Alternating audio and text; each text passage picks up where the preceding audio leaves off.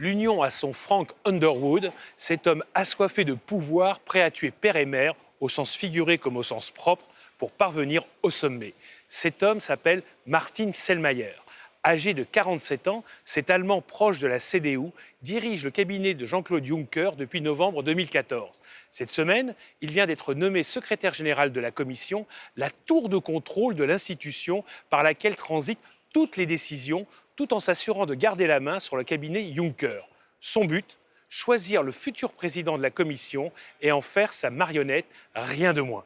Martin Underwood a compris en 2014 qu'il avait un coup à jouer avec le nouveau système des têtes de liste. Le Parlement européen a décidé d'imposer comme président de la Commission la tête de la liste arrivée en tête aux élections européennes.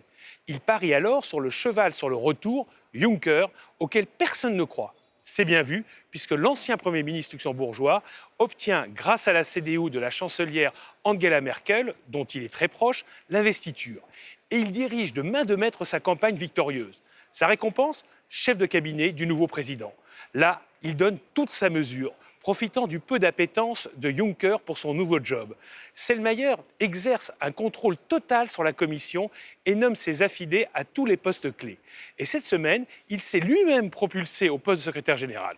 Il faut dire qu'il avait veillé à nommer à ce poste en 2015 un fonctionnaire en fin de carrière, peu combatif, qui n'a pas résisté lorsque Selmayr lui a demandé de démissionner mercredi.